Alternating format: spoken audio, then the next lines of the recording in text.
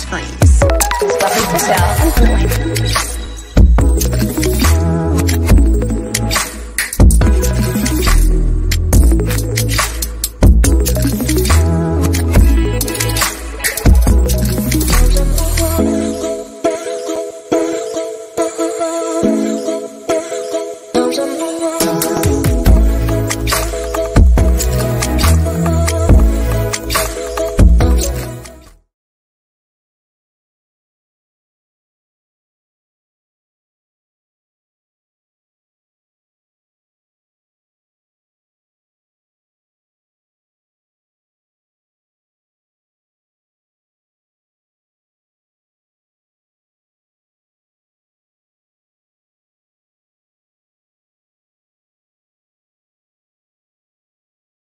All right, hola, hola, ¿cómo estás? How are y'all doing? How are y'all doing? I was just on, I know you can't hear me. I'm sorry, I'm doing too much. I was on TikTok getting people to come over. I was doing a live on TikTok, reminding folks, because we have a great show today for y'all. I'm so excited because Miss Patrice E. Jones is here and she's lovely. And she's going to be so open and honest and answer questions. Yes, CB4UB students. Yes, identify yourselves, students. Come on through. Miss Jones is an educator. I'm a play educator. I'm an educator on TV. She's a real one in real life. All right, I'm going to say hey to some people, and then we are going to get going because I know y'all have lots of questions. All right, my moderators are here. Tommy, hey. Mabel, hey. Thank y'all. So yeah, let's talk about a couple of things. So if you're a Crawl Before You Boss student, please indicate that so that we know, because obviously we're going to allow you to skip to the head of the class if you have questions for Ms. Jones. If you've not subscribed to our channel, please hit the subscribe button. Click notifications, because I am very known to do a pop-up Zoom, pop-up live whenever there are any financial news that we need to talk about. And some stuff is coming out with this new infrastructure plan in Biden that I want to talk to y'all about. I just read all of it last night. And so tomorrow I'll probably do a pop-up. And, you know, comment, like, share, do your thing. All right. So let me say hey to a couple people, and then we're going to get going. I started a little early so I could greet you properly. Hey, Janet, Crawl Before You Boss student. Are you doing your homework? Hey, Madison. Hey, Miss Gary. Hey, Pamela T. Hey, Juanicia. Hey, Mabla. Hey, Ladybug. Hey, Madison. Hey, Katina. Hey, Tommy. Tommy, I put up the link so that you guys, if you want to ask questions, go ahead and put them in the chat, and then go ahead and get in the back room, because I'm sure we're going to fill up. Hey, Deanna. Hey, Naturally Paige. Hey, Michelle. Hey, Leilani. Hey, Follow Your Dreams Peace. Hey, KP. Hey, Chastity. All right, y'all. All right. So, without further ado, let me get going because folks got stuff to do. A little homework before I get into, let me put up the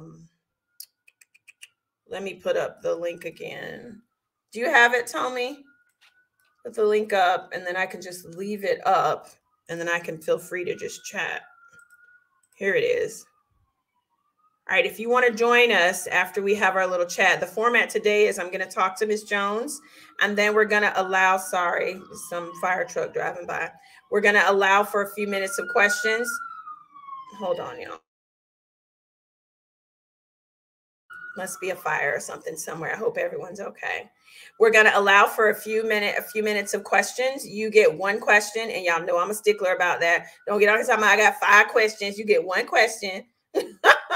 And she's lovely and has said that, you know, she's going to, you know, answer your questions, because we know that a lot of you want to embark on this journey of generational wealth and keeping your family land, and how important that is. So, all righty, let's get going. Let's get going. All right. So I'd like to welcome, let me add her in, the beautiful Miss Patrice E. Jones.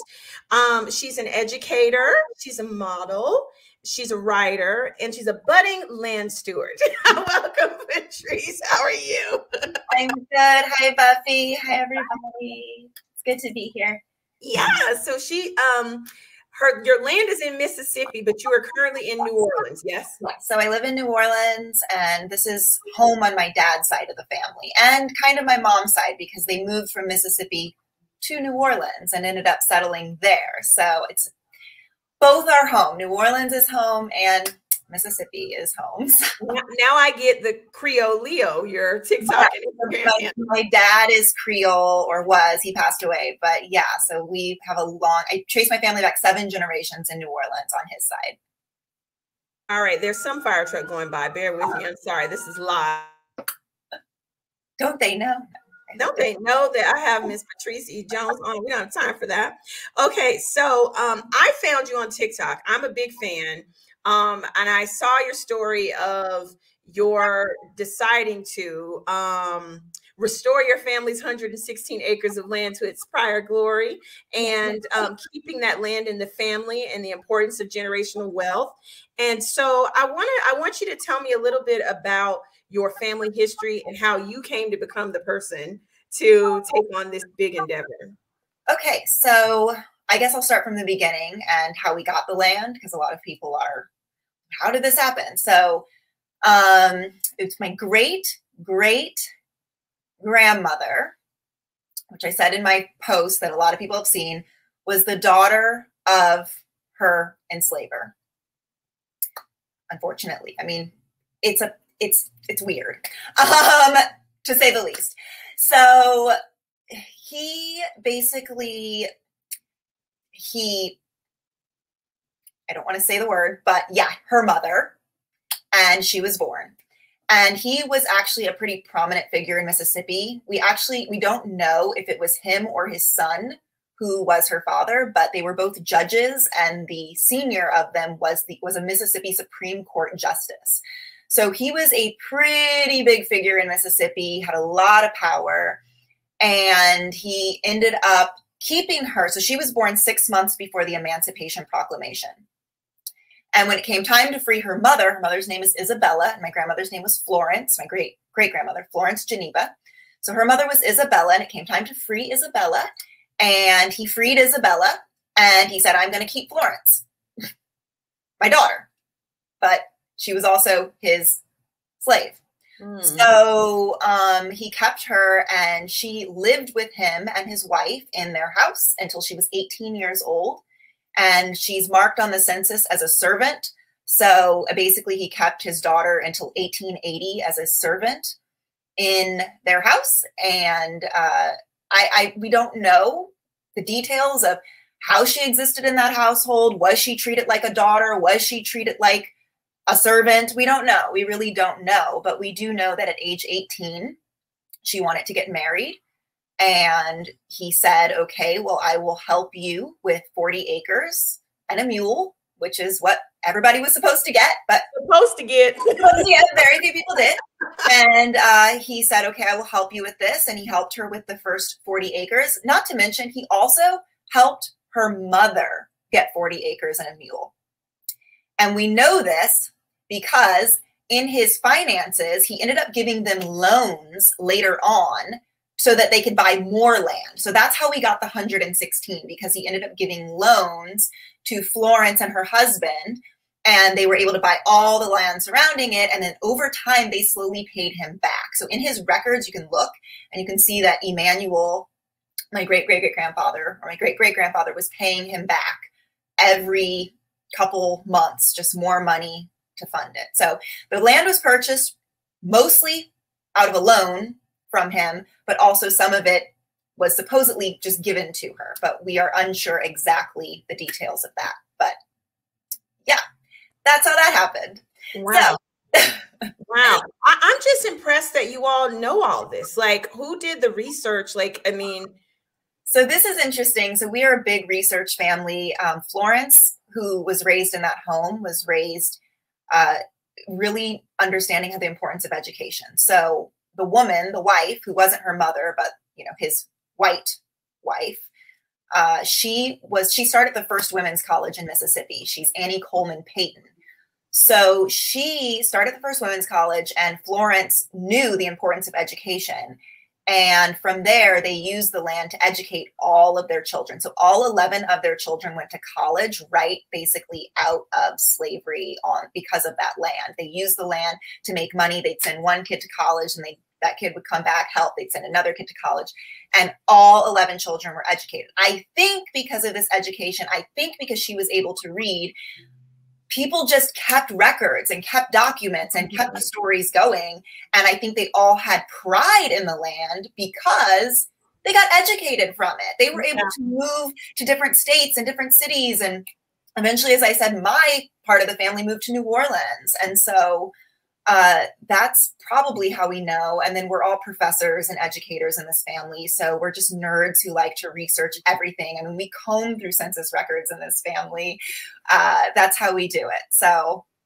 And it's important. It's important. It is. We need to know from whence we came. I mean, we need to know. Right. And I also think because of the unfortunate, but also fortunate in a weird way, fact that she was the daughter of him, she was acknowledged as an offspring. And a lot of people, like enslaved people, were not acknowledged. So she was acknowledged and she was listed on the census. Her mother was listed on the census. So we know this information because of what happened.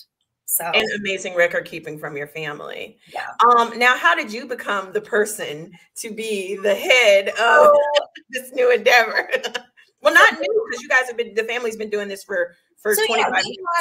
Over the years, there's always been a select few people who have kind of been in charge of the land. And it just happened to be people who loved it. You know, some people in my family grew up on the land.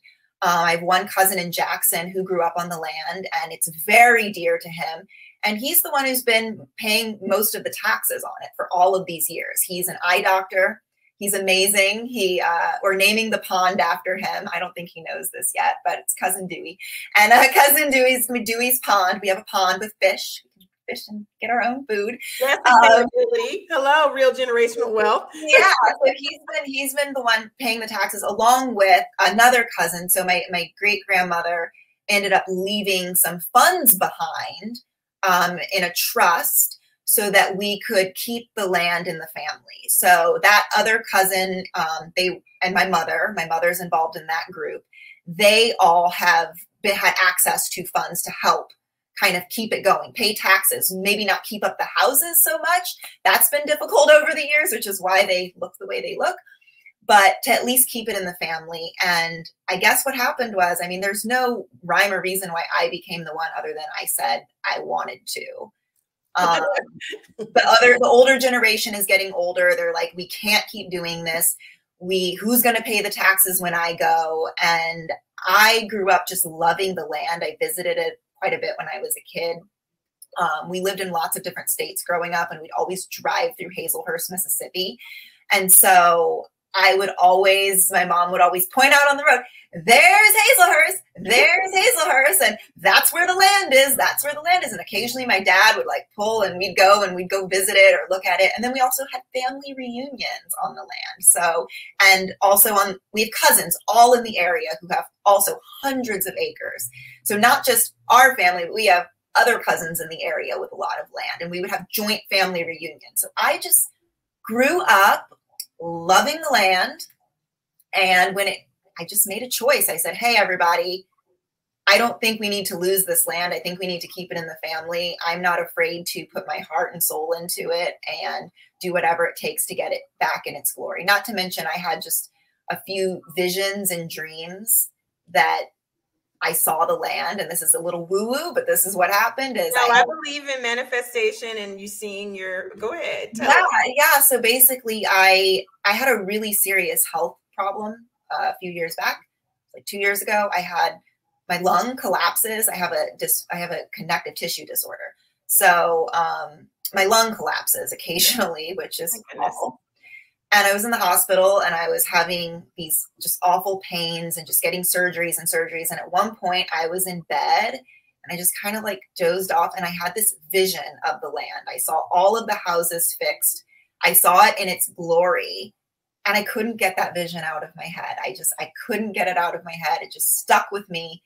And from that point forward, I just said, okay, I need to do whatever it takes to make this happen. I love it. That's how it happens. I love it. I love it. And it's going to happen. I see it for you. I see it for you. And I mean, just even there's a way. Yeah. And in your videos, you can just tell you love the land. Like I can tell that you just sit out in, you know, I'm country. I go outside in my backyard and I'm like lying. I'm like meditate in the grass with my dogs. And my neighbors are like, what is wrong with her? But no, I get it. I get it. There's nothing like your own family history, the land that your ancestors walked on, the land that your ancestors fought to keep in the family for you. And fought. I mean, there's a whole story. My great grandfather wrote an autobiography. Everybody wrote autobiographies in my family too. That's the other thing. It's weird. No, it's really cool. But everybody wrote autobiographies. We have voice recordings of our family. Somebody went and did like voice recordings back in the day. So I have stories from my great grandparents telling how the land, who they were, who their parents were, who their grandparents were. When is your book coming out? Hopefully soon. I need a publishing deal. I'm a really good writer. Because we need this book, honey. Yes, I'd be happy to write it. But yeah, we have all of this information, and I lost my train of thought there. But yeah, sorry, I'm good at that. I'm ADD. So wait, I have a question. Let's get back into the trust. Yes. So great grandma was a very savvy woman. Very boss. She was a boss. Okay, she was a minister's wife, first of all. And she loved her congregation. She loved everybody. She also loved her garden. She was fabulous. She was my great grandmother. But also she was a music teacher. She taught music, and we are a big musical family. So basically she used all the money from her music lessons, and she knew how to invest way back in the day. And she just started kind of putting it aside. She left money for every child, every grandchild, and every great-grandchild to go to college. She left money behind. Yes. So I am fourth generation college educated because of her. Love it. She also, as I said, there was money left behind to care for the house that we're fixing now, because that was her house. She had that built, her and her husband, my great-grandfather. But I always say this is a very woman-run thing, because the women in the family tend to handle the finances in my family on my mom's side. So like the women were put in charge of her trust. So we're doing the same thing now. The women are still in charge with me. Smart. Right. So yeah, so she left some funds behind to just manage it and care for it over time. And that's like how we've kept it. That's how we paid the taxes. And then, so yeah, that's that. And I do have a cousin. I have a cousin who just joined in with me, and she's helping. Her name is Kim, and she's amazing. And Kim, thank you. Kim is helping with this process. She's in nursing school right now, becoming an RN, so she's pretty busy. But whenever she can, she's helping. Like, she's been in touch with the Mississippi Forestry Commission, making sure we're getting our forest straight. Yeah. So, yeah. So it's teamwork. Yeah, because a lot of people ask, how are you paying for this? And so we need to acknowledge great grandpa did her thing. Great grandpa did her thing. It's personal funds that I've saved. I'm also, devoting a lot of time. And then there's also other family members that have said, hey, we need to help out. How can I help? And they've put some money into it too. So again, teamwork, family group saying like, some of us are going to come together and try to make this happen. So talk a little bit about heirs property, because that's a topic that a lot of people shy away from. And this needs to be discussed so that people aren't afraid. So absolutely. So our land is heirs property, which this is a big deal, because this is how many Black families have had their land taken through loopholes in heir property. Which is really important to do research on, because that's why I do say the term, Black land matters, because so much land has been stolen. I mean, I don't like to say that land can be stolen, because I'm of the belief that nobody really owns land. Correct. We are of the land, we are stewards of the land, and we should operate in that way. But it's important that Black people are stewards of the land, because as we've seen over time, what happens when other people are over the land, you get, rather than keeping the beautiful forest, that gets knocked down because people want to make money and they want to build houses. And it's like, that's not what this is about. Right. So heirs property can be tricky because people don't typically want to invest in it, because when you put your money in, that means that all of your family now owns a portion of that investment that you put in, which I don't mind. I'm like, great. We get to keep it in the family. So let's first say heirs property happens primarily when someone passes away and there may not have been a will. There may not have been a will. So then it's owned by direct all of the descendants. It's owned by all of the descendants, correct. So, and this is common because a lot of Black people couldn't get wills back then. So no. Right. So like most land that is in the South that has been passed down is heirs property.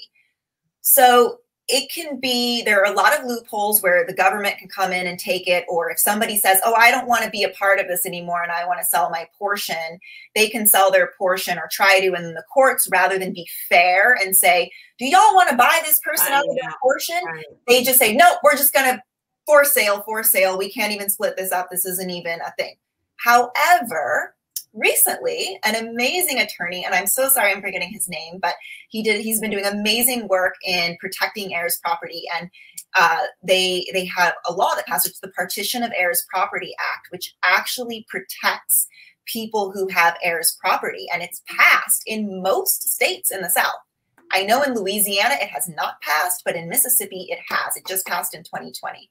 And what it does is it allows the family to be able to, if somebody says, oh, I want to sell my portion, the family can buy that person out of their portion, which in many cases, it's not worth it because sometimes there's so many heirs, your portion is worth like $10, which that's our case where we have a lot of heirs. So it's not even worth it for people to sell their portion. But if you had less people owning it and somebody was like, oh, I could make $20,000 if I sell my portion, the family would have first kind of did say, we'll buy this person out of their portion. It also prevents the forced sale. The family actually becomes aware that, oh, this is going to be sold, and they have the option to buy it. And what they used to do is they would auction it off, which, you know, some big old company would come in, a big developer, and they would jack up the price super high and nobody could afford to buy it. Now they have to sell it at fair market value. They cannot auction it off. So heirs property laws are changing, and there are people still fighting, and I believe it's going to get even better over time. But I think it's important that you are aware of, you know, I went and checked to see if any portions of our land had been sold at some point, because sometimes you don't know, and none have. And I think that's because people in my family understand the importance of the land. If everybody in the family understands the importance, they're not going to go and say, oh, I don't want to be a part of this. That's the problem with a lot of families. So you can't get everybody to understand the importance of the land. Yeah. And so I just think we need to have faith that over time, and the more that we speak about this, like I am right now and you are right now, and people start doing what I'm doing, which I want this to be a movement. I want people to go back to their family's land and say, hey, let's grow some food. Let's get our own water source, because we don't know how long these systems are going to keep going. We can't trust all the time. And I think that's generational wealth. That's generational wealth, is envisioning what the future may look like, because, you know, fossil fuels aren't going to last forever. Clean water, not going to last forever. Land is depreciating because of rising water. So it's like money, inflation, hello, like you're going to get money. That's not going to be worth as much in how many years. However, land is going to be worth more. So yeah, I think it's important. I don't think we should be afraid to invest in heirs properties. I think we should understand the laws. And also we have some land that's protected by a trust. Some people were able to set up trusts at some point. So I think that's important to do if you can set up a family trust. That's a way to protect it as well. But yeah. Do you plan to farm your land? Yes. Well, I don't know about large scale farming, but I do want, we've all talked about in the family, a big garden to feed the community. Yes. We really want to use the land to help. We've been a very altruistic family. Everybody in the family has always tried to give back. So everybody has kind of agreed, like, if we're going to use this land, this isn't about making money, because again, it wouldn't be right for somebody to come and farm this land and make all this money. It's like, no, any money that is made from the land is going to be used for good, to help the community or to be put in funds for education. And the eventual goal is actually a retreat space on the land to help educate people about land stewardship, educate people about their own family history, having workshops on how to connect with ancestors and connect with the land, as well as we're all artists. So that's kind of the eventual long term. But yes, we will have many gardens. I'm already starting to plot out where they will be, so that we can have lots of people coming to help and garden. That will be part of it. People can come stay on the land and do kind of trade their work. You know, like, oh, you can stay here for X amount of time, learn gardening skills. Here's our garden. Love it. Love it. Love it. Love your family story. Love it. Like I've always said, like all these parks, these national parks we have, all we have to do is like build some like grow food and let anybody have it if they want it. And, you know, just go, like you said, work a trade, come help with the garden, and you can take food from it. And so the family, the fact that your family is going to do that is amazing. It's what we need more of. I like your family reminds me of my family so much, but on a larger scale, we don't have as much land that we know of. But, you know, like I tell people, a lot of my students in my Crawl Before You Ball class are like, well, generational wealth, they come in thinking that's like Jay-Z and Beyonce's Blue Ivy. You know what I mean? You know, $1 billion. And they don't understand that generational wealth is sustainability. It's like being able to take care of your family like your family has done, owning the land beneath your feet. And I mean, being a steward, I'm going to start saying that. Being a steward, because you're right, no one owns land. Being a steward of the land beneath your feet and taking pride in that, and then taking what you know and helping those in the community. And so you did a great job of explaining what your definition of generational wealth is. And I agree with you. So a lot of people think it's money, and it's not, because like you said, money is a social, I say money is a social contract. It's just like, oh, somebody said money means something and we all believe that. But tomorrow if they say it's worthless. Again, during the pandemic, if y'all didn't figure out how fast these systems can crumble, I don't know what you were doing or looking at, because Right. So you got to have your basic needs together. You have to be able to say, okay, I can get my own food, I can get my own water, and I'll be fine. And so you have there's a well on the land? There is a well on the land. We might dig another one if we have to. I've looked into that, but we do need to get the well tested, and we will eventually be using our own water source. Right now we're using city water. But. Yeah. So give us an update on the land. So everybody, I'm going to, at the end, make sure you follow Patrice at Creoleo on TikTok and Instagram. We're going to go through all that, but give us an update. Last I saw, you got electricity and a water, the electric pole. Yes, we got our electric pole. We have electricity now. The house. So I will eventually do a video where I share what the house looked like when we started this big rebuild renovation. It looked like a hoarder home. I hate to say that, but like all of the houses did. They've just been sitting there. There's been squatters. It was a mess. So tell everyone there, how many properties on there's 4 houses on the land. And ours is the newest of the 4. So that's why I went in first with that one. I was like, this is the easiest. It's also the biggest. So I was like, this one's going to probably cost the most. Yeah. And I'll at least know what the price will be for, because you don't know the price of how these things are going to be going in. I mean, anything can happen. So, yeah, we have a new roof. That just happened last week. That was really fun. We thought the roof had more time, and then it rained really hard because it's Mississippi, and we had to get a new roof. So that happened last week. We got electricity. We got the poles set up. The whole house has been wired, so we've now got it hooked up. Yay! We've been doing flooring work because some of the original wood floors they had some water damage. We had to cut some pieces out, and now I've got to find a match to try to streamline, because I do want to keep those original wood floors. Yes. Next week we have AC and heating coming in. I think this week or next week. We come with the ductwork in the attic. And we have pest control. I have a pest control company. I'm going to be that girl who says, hey, can y'all come make sure there's no critters in these before we put up the walls? I just wanted them to lock them in, and just make sure everything is sealed, that there's nothing that can come through there, because we're about to put up walls, I think, next or trap anything in there, Well, there are wasps nests in the walls, like when they pulled the walls out. So yeah. They've been living there, so we've got to tell tell them it's time to go. You can live on the land, but not in the house.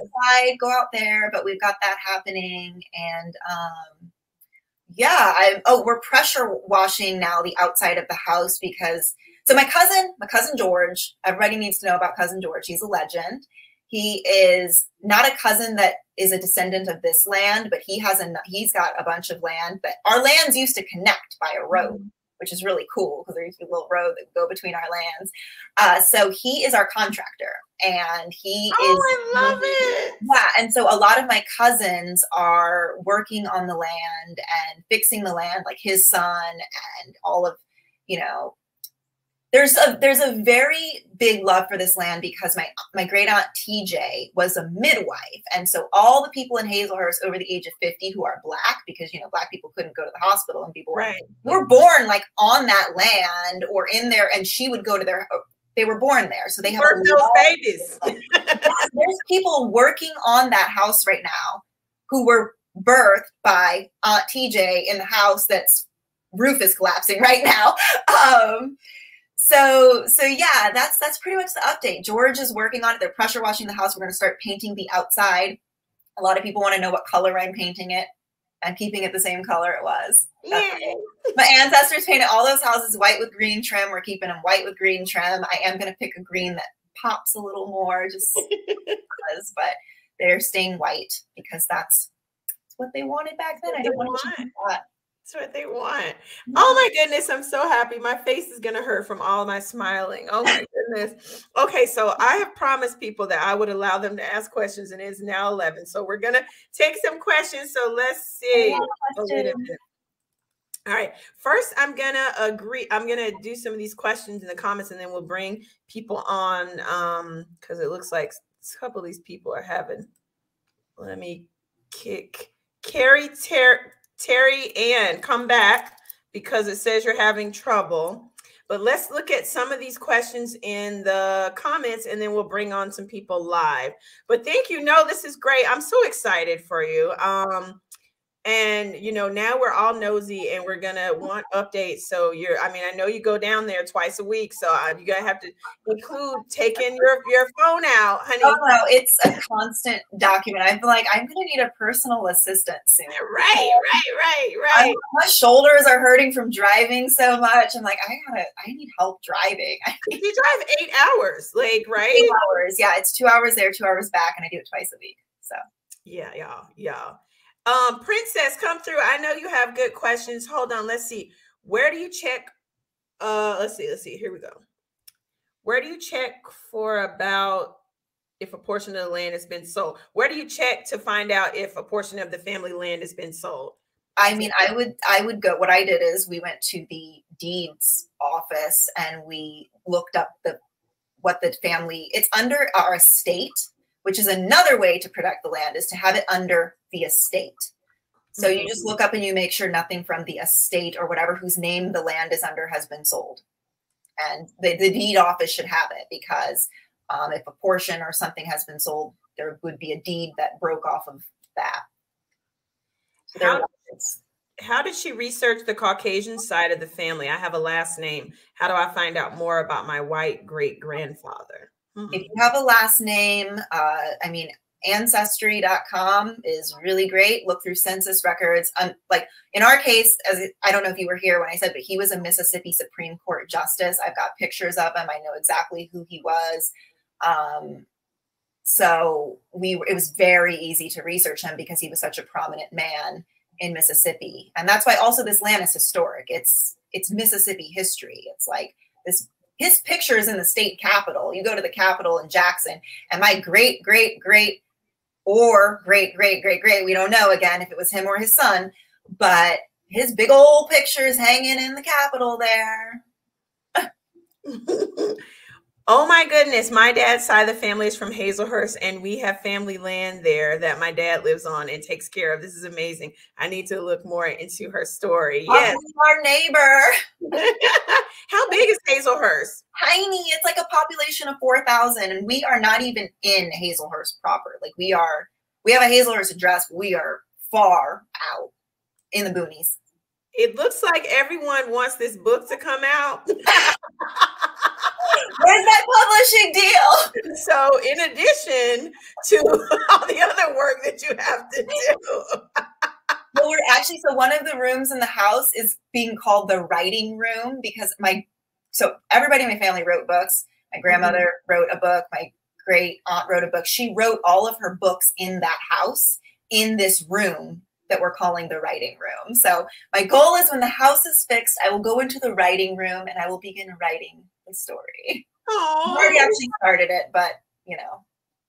I love it. So tell me a little bit more about I'm having some difficulties with the people in the back room, but until I figure that out, tell me some more about your family members all being educators and educating people on the land. Like that's also very important. And I feel a part of generational wealth. Yes, yes. And you are a big family of that too, because I've researched you. That's the same in your family. Education is really important. Yeah, so my all 11 children, they had 11 children, Emmanuel and Florence, who bought the land / got the land. They had 11 children. And as I said, they sent every single one of those children to college because they were able to work the land and send them to college.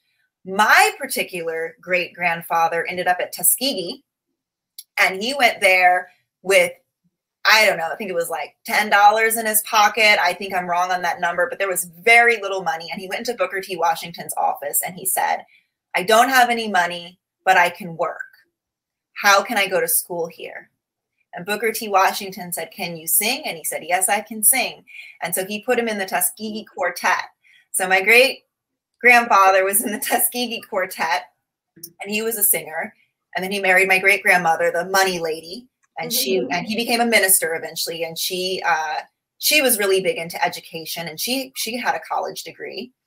And so that just kind of passed down. So my grandmother was the first Black woman to get a PhD in piano performance. She was a concert pianist. She toured Europe in the 50s as a Black woman because nobody in the South or in the North wanted to see a Black woman playing classical music back then. So she went to Europe with her sister, who is Kim, the cousin who's one of the cousins who's been helping. I also have another cousin, Bianca, who's kind of been in on helping me we just had a conversation last night. She's like, girl, why don't you have a GoFundMe yet? I'm like, I'm working. And I told you should have had that before today. I tried. No, cousin Bianca's been kind of helping me with that kind of stuff because, as I said, I'm busy.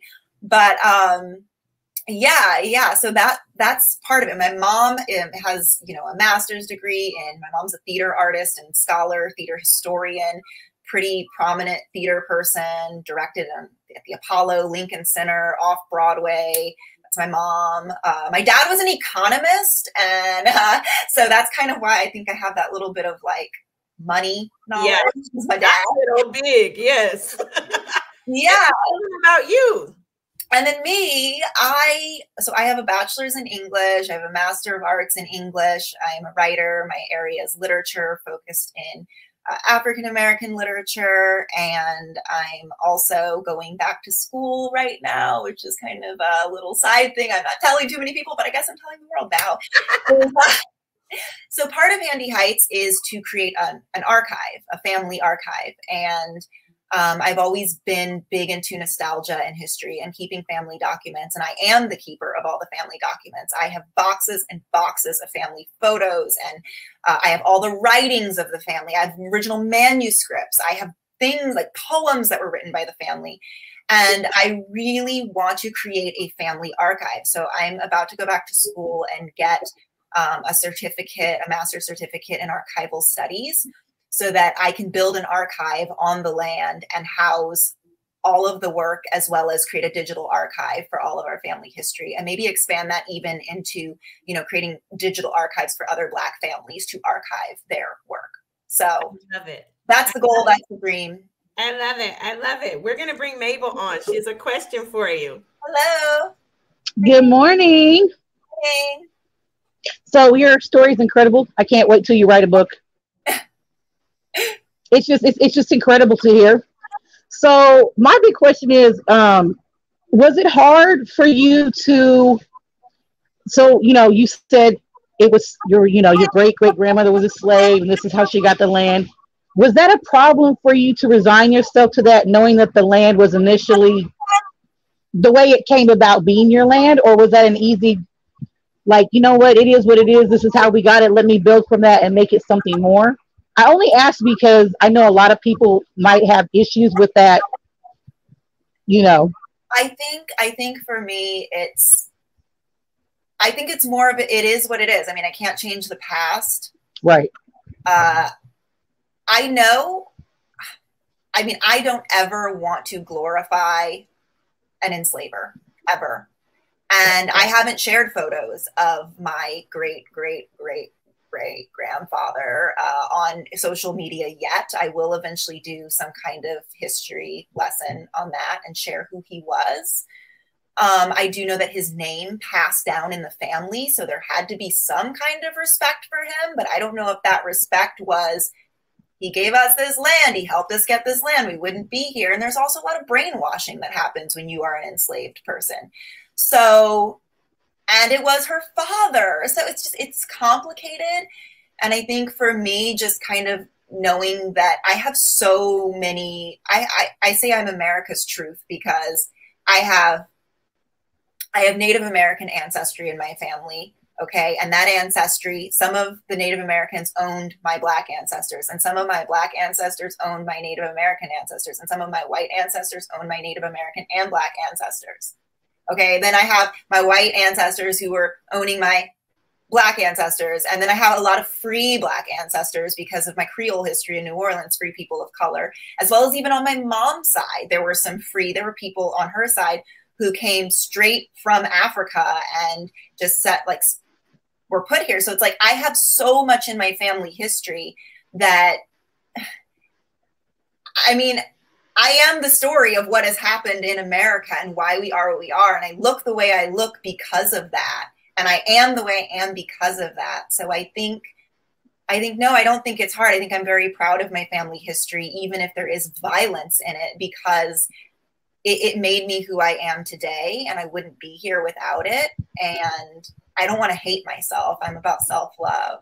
So very well said. Thank you, Mabel, for your question. It was really good. Thanks, Mabel. You're welcome. We have Deanna. Hey, Deanna. Hello. Hey, how are you? Good. How are you? Welcome, welcome. What's your question for Miss Patrice E. Jones, honey? Hi, Miss Patrice. How are you? Well, your story is amazing. I was so excited to hear that you were going to be on because I read about your story a couple of weeks ago, and it was amazing. So my question is, it's so uncommon for the Black culture to kind of come together and, you know, take on something as massive as you guys have taken on. So how did you kind of get your family? I mean, I know it's an heir property, you know, all are invested, but it's kind of like that, the challenge of getting everyone together and buying into it and agreeing to it and allowing you to, you know, move forward and do the things that you're doing. It's hard to get people to come together and share the wealth. So how were you able to accomplish that? Well, there are some people who don't care. Bottom line. They just don't care. They're like, whatever, I don't want to live in the country. If you want to go do that, go ahead, more power to you. But I don't want to do that. There's that group. There's that group who's like, we respect the land, we like the land, we don't care, do what you want to do. Then there's the people who are like, this is my dream. I've been wanting to see the land like this. I respect this land. I love this land. I don't have the time to do it because I have a family. I have children. I have all these other things to do. I am in a position where I don't have children. I am not married. I am me.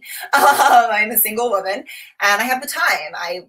I've been blessed to have some time to do this. And so I think there's that group of people.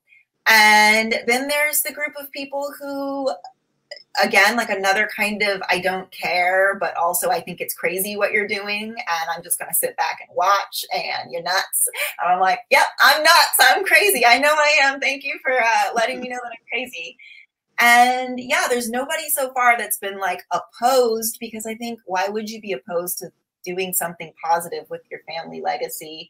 Unless you were in it to make a bunch of money, which I've said over and over and over again, we're not in this for money. We've set up a nonprofit. Like we're not trying to do this for any kind of financial gain other than any money that's made just goes back to the land. That's it.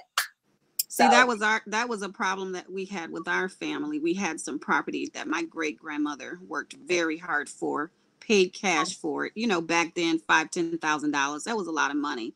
Yeah. But you know, it had a lot of land in Mississippi actually, and in Memphis, and it's all gone now.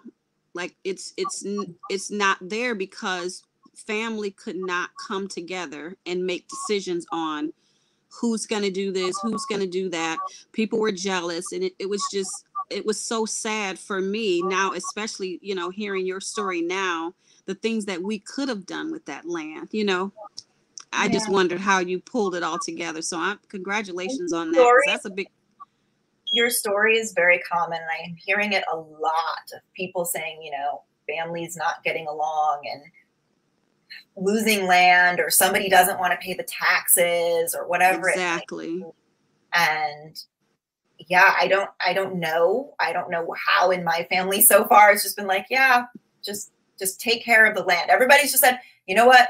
I'm just happy somebody's doing something with it because it's been sitting there. So I feel like you had that vision when you were in the hospital because it's what you're supposed to do. So my sole purpose. Right. So your family can show the rest of us that it can be done. Mm-hmm. It can be done. And I think that is why it's so important that y'all follow her. You talk about this in our community. You know, because we haven't been discussing this. We have not been discussing the importance of keeping family land and checking folks' egos. And it's above all of that. It's not about money. It's like my grandmother says, she's kept all this land in these houses because if someone in our family is out of a job and gets kicked out of their home, they always have somewhere to go. Yes. This is something I wanted to say is growing up, I think I'm pretty fearless in life. I've taken a lot of risks because I always have known that land was in Mississippi. So I always knew I will never be homeless. Correct. I can go do something crazy that people are like, what, are you actually going to succeed at that? And if I fail, I always knew I could go get a tent, go to that land in Mississippi and sleep and have a place to be where I will be okay. So yes, ma'am. Yes, ma'am. I appreciate you. I apologize for no cam, but I've been in without power for almost 24 hours. So everything is just a mess around here right now. Well, so we appreciate you coming in. Don't worry. Okay. Thank you so much for your. Bye. You take care. Thank you. What a great question. All right. We're going to bring Janine in. Hey, Janine. How are you? Good morning. Grand Risings. Grand Rising.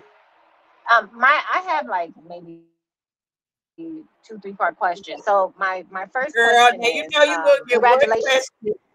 I know, but it's going to lead to another one when she answers it. So my first question is, I'm a second guard to our property, our land. Ours is in Texas, and the first guard is my mother and her siblings. None of them have wills, and none of them have put their land in trust. What would you say would be the first thing? Like, would I wait until my mom passed away and then put it into a trust myself, or try to force her and her siblings to put the land into a trust? Because I'm trying to secure it so it's not just willed to us, that it's secured and not able to be snatched up by the government and things like that. I'm not familiar with land. Yeah, I'd say before they go, you got to try to convince them to put it in a trust. That's probably the best thing to do. Get that legal stuff set up. Okay. I mean, that's what my great grandmother did before she passed. She got it set up in a trust. She got everything set up. And then and right now my mom is 73 years old. My mom is here helping me with this. And she's like, you know what? Before I go, I need to pass this down to the next generation. She's like, I don't know when I'm going to go. It's probably not going to be for a while, but you know what? I'm going to do this now before so that we can keep this going. So yeah. I'm sorry. I stayed near the airport, so there's a plane. No, you're good. You're fine. You're fine. But no, that is also part of generational wealth, is planning for the future. You know, that's how we lost a lot of land, because we couldn't plan back then, but now we have the resources where we can do it. And so it's important to do it now. So yeah, like Patrice said, try to encourage her to go ahead and get it done now. Well, it's not just her. You good. The second question is, okay, so with the 4 siblings, you have one who's not cooperative. Yeah. So I guess the question would be, there is a way around it, but it would exclude them, or there's her offspring, from the generational inheritance of the land in order for them to get it into a living trust in order to maintain it. So I guess my question is, how do we go about getting all 4 on the boat? Like, what do you recommend? Because it's a female, but it seems like to me. I'm not an so attorney. Let me just give you a little backdrop. I've watched my family give up 4 properties, and since I've become an adult, 4 properties get lost because nobody wants to invest. And this is up until recently, but this last one I had nothing to deal with. But 4 properties got lost because this one person was very careless with refinancing and not paying. And it's the same person that don't want to cooperate with the trust. So Janine, Patrice is not an attorney, but you have a great question, and I would just suggest go for the kids. Go after that person's kids and explain to them that they are going to be left out if they do not convince their parent to get in line. That's a great idea. And if that doesn't work, some people just get left out, and you have to be okay with that. They made those choices. We're not going to mess up everybody else in the family for one. Right. What state are you in? Because there's a lot of attorneys that are giving free advice to people who are heirs property. They're just out there right now. They're trying to help us. So there is a movement of people trying to protect these lands. So I would say try to find one of these attorneys that might be able to give you some advice, and they can kind of give you everything that you need to know about how to go about this. And yeah. And my team and I will do some research. I was reading a part of the infrastructure bill that Biden's touting. Part of it is about helping us reclaim our land and keep our land. And there are going to be some grants and monies for these attorneys to help within this infrastructure deal. And I promise that we will post this on social media and talk about it on our YouTube channel. But I would tell you, Janine, go after your cousins. Get your cousins. Go after your cousins. Cousins say, you're going to be left out, honey, and it's going to be your mama or your daddy, whoever it is, fault. You need to work on your parents. If there's one thing I've learned in this process is that my generation cares. It's my mom's generation that kind of is like, we didn't live in the country. We don't want to live in the country. And it seems to have like skipped a generation where it's like, my cousins are like, I've got cousins that are like, oh, I'll come live out there. You want me to come live out there with you? Okay, let's go. We'll go live out there. Or they're like, you know what? I want a place to go hang out in the country with you. So yeah, build that land.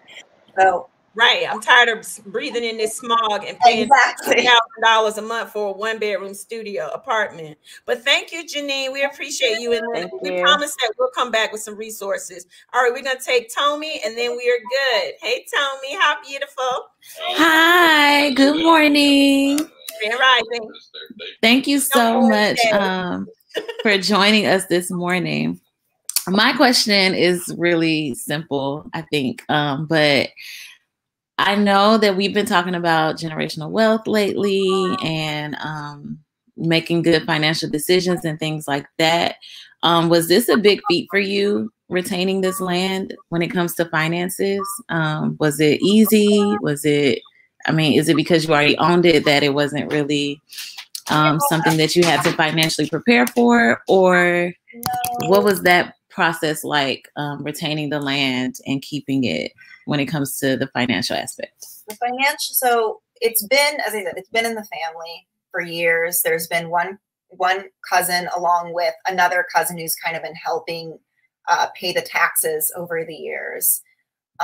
So it's just been there. It's really just been sitting there. We've all known that we've had it, that we're a part of it, that it's our land. We can go back to it. So just having the land, I don't think there's not really any, it wasn't hard. It wasn't difficult. It's like, okay, it's there. As for getting the finances to start fixing this house, I always say it was just kind of an act of God. There were some personal finances that were put up. I have a fairy godmother who has been helping with this. And then also my great-grandmother who left funds behind to help with this as well. So that financially, there was no planning. This was a very spiritual decision. I mean, I was in the hospital. I had this vision. I couldn't get the vision out of my head. And then from there, I started just writing in a journal everything that I wanted to see on the land.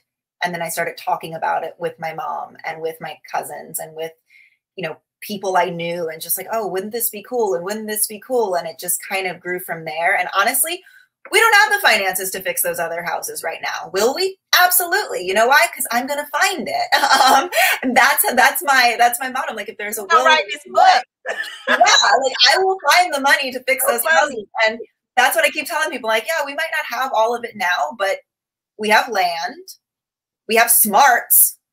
There's so much money in the world. Oh my goodness, there's so much money in the world. That's the thing that I always think, like, wow, there's so much money in the world. It's really, if you just like have that mindset that, wow, there's a lot out there and I can do so many things to get it. Why don't I do that? Okay. And then I think just the passion behind it. I'm very passionate about this. And I think all of us who are kind of involved are passionate about it. And we're going to come together and figure out how to do it. We also have some lumber on another plot of land that we are going to probably sell some of that, which will also help support the land. So using the lands to support the land. Right. Yeah, that's smart, especially since there's a shortage on wood right now. So I'm sure that'll be really helpful. Yes, we are going to replant. We are going to totally replant. We're going to replant even more pine trees. Yes. Yeah. So they are basically crawling before they ball. Yeah.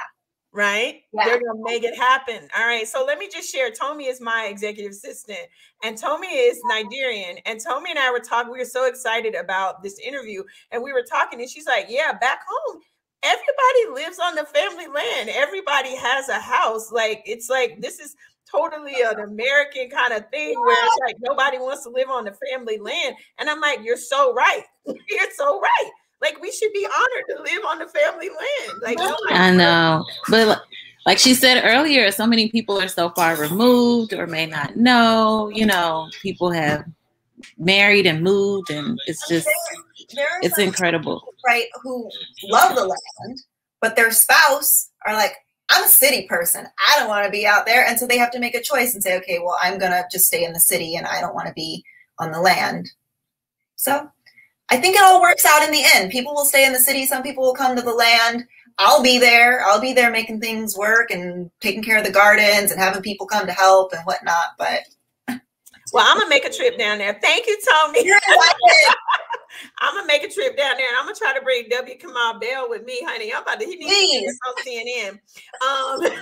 He needs to cover this. I'm on a mission to make that happen. I think he would love to cover your story, and I'm gonna keep at that and make sure that happens.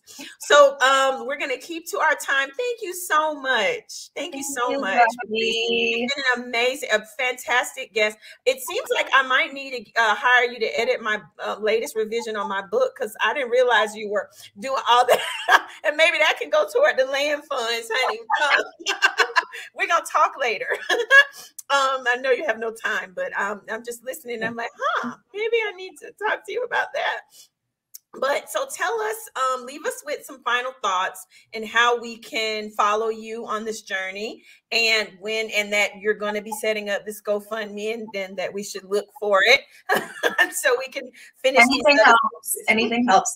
Yeah, so I would say just follow me on Instagram and TikTok. I'm Creole Leo, Creoleo.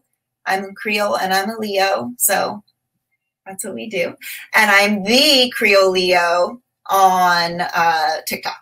So those are my two social media outlets. I'm not on Twitter. I'm not on Facebook or anything like that. Also, the land has its own site. So the land is called Handy Heights. The family has traditionally called it Handy Heights because that's our family name is Handy. And Heights because it's actually on higher ground than the rest of the land around it. And also, I think as Black people, they were a little bougie, I'm not going to lie. And they were like, oh, well, we are moving on up. We are the Heights, you know? So I think they called it Handy Heights because of just that they wanted to have that air about them. So that's what it's always been called. We're not changing the name, staying Handy Heights. And that's what, when it is maybe a retreat space in the future, that's what it will be called. So Handy Heights has its Instagram as well. So I do make house updates and land updates on the Handy Heights page. On my personal page, you'll see some updates too, but it's also me dressing up in outfits and running around because I like to do that, frolicking. So you'll see some of that. And then TikTok, I'm kind of doing a combination of that. So on TikTok, I will dress up and also incorporate what we're doing with the land. So you can follow me on both of those. I will post whatever we've got going on. If we are doing some crowdfunding and we have a GoFundMe set up, that will be posted on either one, as well as in the future, needing help, you know, needing physical help on the land. Like, hey, once we get that second house fixed, we'll have a place for people to stay and they can stay to work and learn some things. So I will be, you know, eventually posting, you know, we need some people who want to come and stay on the land for X amount of months, apply here. Those kind of things will be posted eventually. So just follow me on both of those, and you'll get all the information that you need. I'm gonna bring my nephews. They need to swing a hammer and fix some stuff and learn, honey. Yup. All this free stuff I'm giving them, they need to come and work the land, honey. That would be great. Thank you so much. Thank your mother for, because I think she's there. Thank you for allowing us to take you from your time today. This has been fantastic. You guys, please go follow Creole Leo on IG and the Creole Leo on TikTok and Handy Heights on Instagram. Correct. And we're going to keep following your story, and hopefully if you have some time, you can come back and give us an update, or I'll come visit. And we'll go live because we've got power out there now, and hopefully my cell service would work. And I know. Now that we have power, I'm like, I think I need to go get Wi-Fi set up now. Yeah. Because, like, we don't have any walls, but we need Wi-Fi. Get some Wi-Fi so I can come and go live on the land. Well, thank you guys. Thank you to my moderators, Mabel. Thank you, Tommy. And we will see you all next Tuesday. Smooches. Please crawl before you ball, and then take a little bit of the money and save it. And then before you ball. Because wealth and money jingle jangles and screams. Stuff is for sale.